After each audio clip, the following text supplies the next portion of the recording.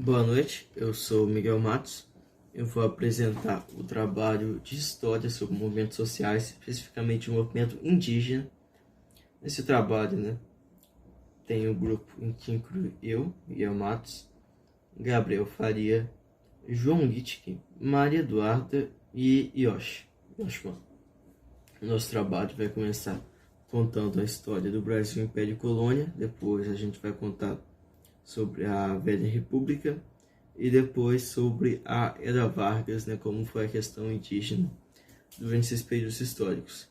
Nós começaremos pelo Brasil Império e Colônia, em que o primeiro contato com os portugueses com os indígenas foi pacífico. A vestimenta indígena, ou melhor, a falta dela, foi muito estranha aos europeus, pois eles andavam nus e demonstravam inocência perante o corpo. Eles também estavam unidos de arco e flecha. Os portugueses fizeram um símbolo, um sinal, para que eles baixassem as armas. Eles baixaram, porque evidentemente ninguém queria um conflito nesse primeiro momento. Porém, essa relação, apesar de pacífica, rapidamente se torna conturbada, Nos primeiros 30 anos, o convívio foi pacífico. Os nativos europeus praticavam escambo, Como todo mundo já deve saber. Os portugueses davam bugigangas aos indígenas em troca de pau-brasil. Após alguns anos, com formação de alguns engenhos aqui no Brasil, os indígenas são forçados a trabalhar, porém, devido a terem poucos indígenas, os portugueses optam por usar mão de obra escrava africana.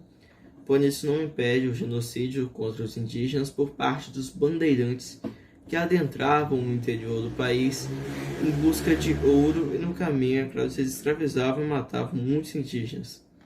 Apesar de tudo, a ideia de escravizar indígenas não impediu totalmente a miscigenação e a figura do bom selvagem, que foi criada durante o período imperial.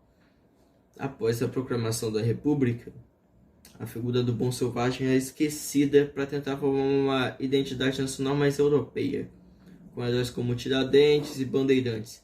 Eles representavam uma ruptura com a monarquia.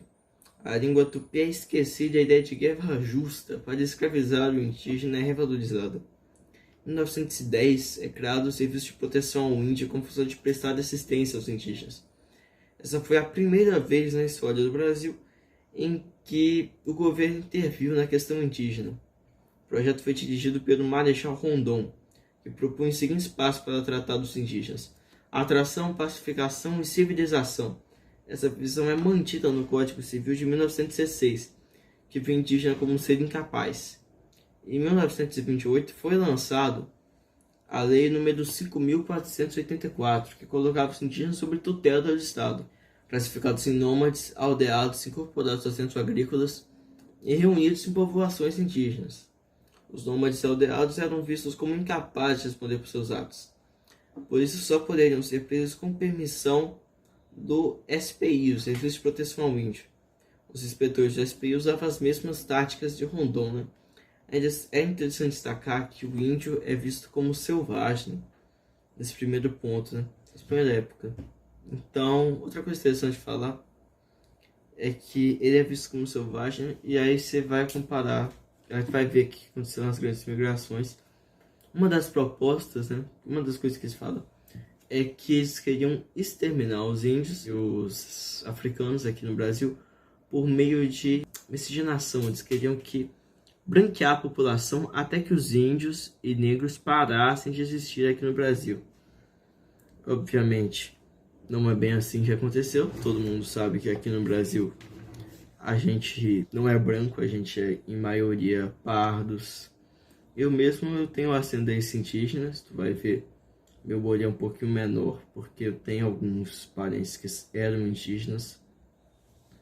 E aí é bem interessante ressaltar isso, Os indígenas na Era Vargas, em 1930 e 1940, os países da América se tornavam cada vez mais nacionalistas. Nesse contexto, vários países como Brasil e México abraçam a figura dos indígenas e a revalorizam. Fatos prestos na Constituição de 1934, em que é dito que será respeitado a posse de terras silvícolas que nelas se acham permanentemente localizados, sendo eles, no entanto, vedado alienados. As duas constituições seguintes mantêm essa posição. Em agosto de 1940, o presidente Getúlio Vargas visitou a aldeia dos índios Carajá, na ilha do Bananal, no Brasil Central. foi o primeiro presidente brasileiro a visitar uma área indígena, durante 3 anos antes, né, proclamado um novo Estado, com o compromisso de desenvolvimento e integração nacional como parte do seu projeto de construção de um Brasil novo, né? Mais independente economicamente, mais integrado politicamente e socialmente mais unificado.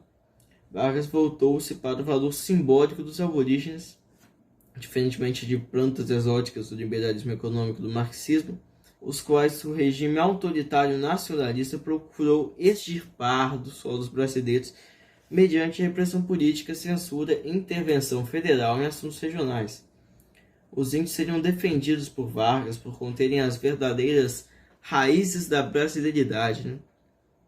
E essa é a história do movimento social indígena no Brasil. Tchau, boa noite e fiquem com Deus.